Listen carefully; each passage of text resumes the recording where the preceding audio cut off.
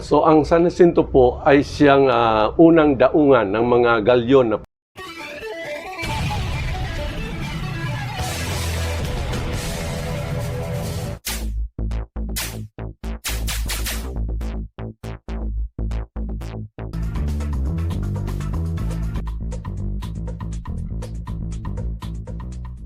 galing Acapulco, Mexico, pabalik ng Maynila ng Pilipinas. Kaya maraming mga tanim na galing Mexico na dito unang naitanim sa isla ng Ticao sa San Jacinto, katulad ng avocado, ng kakao. So dito ngayon sa isla ng Ticao ay mayroon pang criollo, yung pinakamagandang klase ng kakao.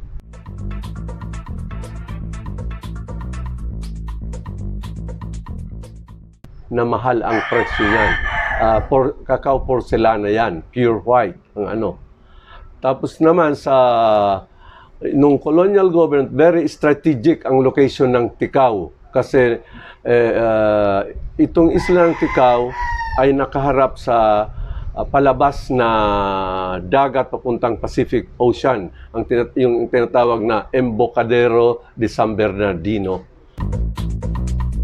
Mga barko dadaan talaga dito. Kaya ang colonial government ng Spanish regime nagtayo dito ng military fort, Fortaleza de San Jacinto, para mabantayan yung port ng San Jacinto, yung galleon port ng San Jacinto at yung pag-atake ng mga Muslim from Mindanao, yung mga Balangigi, Tausogan, Maranao, and Iranon na nagre-raid sa mga Christian towns dito na nila ang pag-aatake, parang na ward off ng Marina Sutil dito ng Spanish colonial government sa San Jacinto.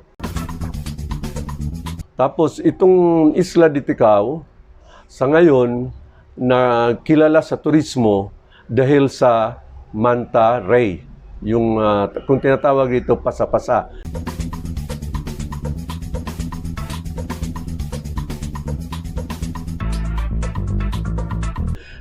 Ang manta ray, katulad ng butanding, is a gentle giant. Plankton feeding itong parang malaking page. Tapos dito na yan may isang reef dito sa between Ticao and Sorsogon. May mound dyan, submarine mound na andyan ang feeding ground ng manta ray. Kaya nasa tourism map ng mga divers ang Ticao Island dahil dyan. Pero dyan, itong mga professional divers, may na-identify sila within Ticao, waters of Ticao Island, na 12 world-class na dive sites.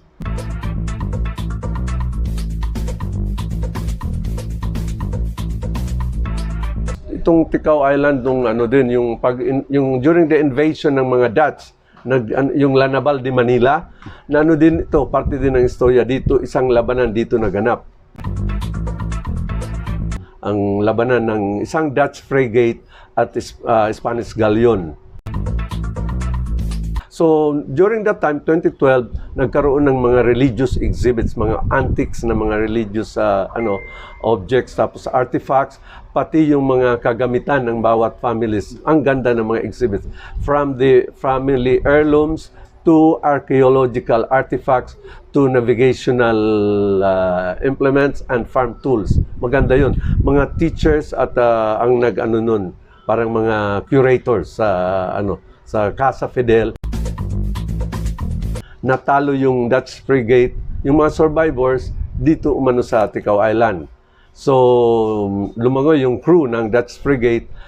Si Mayor, ako, mga descendants kami nung mga talo ng Dutch crew na yung mga Almoradji families. Dito yan. Kaya hanggang ngayon sa Montreal may mga blue-eyed pa rin, mga Dutch descendants nung natalong frigate ng Holland.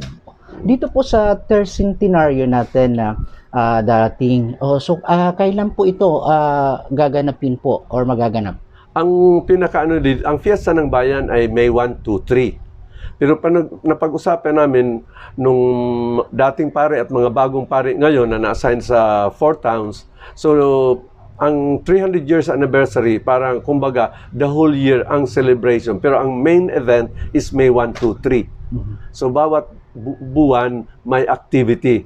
Halimbawa sa musika, ano ang musika ng mga kanta ng Ticao Island, pag anong yung sa mga pagluluto naman, anong mga recipes, mga culinary traditions, tapos yung iba sa pagtutula poetry ng Tigao ng Sormato ng Ticao Island. So iba-ibang aspekto ng kultura, mula sa musika, sa sayaw, sa pagluluto, sa poetry, at ito pang ibang mga yung mga jokes ng Tigao noon, yung vocabulary ng Tigao, inaano namin ngayon. So dito po ay meron po ba kayong gagawing para bang exhibit na ipapakita yung mga sinaunang panahon, yung mga katulad ng mga antique, dito po ba ay maaabangan ito na mga pupunta dadayos sa Opo, inyo? actually, nung 2012, during that time of the late Father Domingo Nuevo, nagkaroon ng bicentennial celebration. Kasi yung structure ng present ng simbahan ngayon, ng Santo Cristo de Burgos, may marker doon na 1812. Yung 1812, yung taon yan na natapos ang construction ng military fortification. Hindi yung pagkaka-create ng parish. Older ang parish.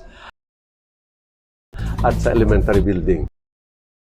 Actually, last year, wala na kaming nagkaroon ng mga collection of old photos. Yung mga bata na nila, blino up. Ang gaganda ng mga old pictures. Naka-sepia.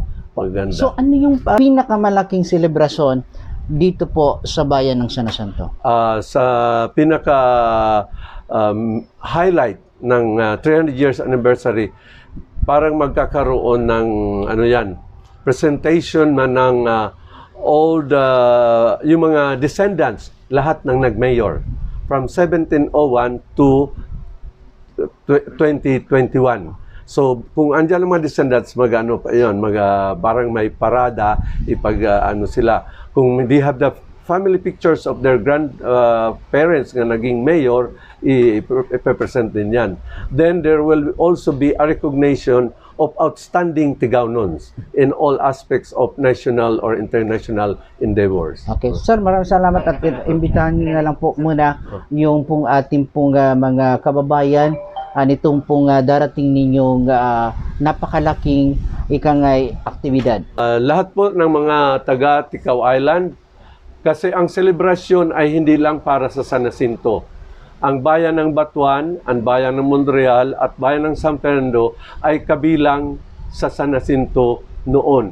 Iisang bayan, iisang isla. So ang selebrasyon natin para sa San Jacinto Tercentenario or Tercentenary of San Jacinto, ang motto na buo ng mga pari, ng mga kura, ng 4 na kura ng Ticao Island ay one Ticao, isang selebrasyon ang 300 years. So kinukumbidahan lahat ng mga descendants ng mga naging mayor at descendants ng mga nanilbihan dito sa Ticao at kahit andun na sa malayong lugar, dalawin po ninyo ang Ticao Island. Ang main event is on May 1, 2, 3, the San Jacinto Fiesta. Okay po, maraming salamat at syempre yaon po ang isa sa mga tinaguriang historian dito po sa bayan ng San Jacinto, si Kuya Nonong Alterios. At syempre naman po kasama ko si Lenny Lim at DJKG Alparo. Ako naman po si Bombo Jess Igan Parion.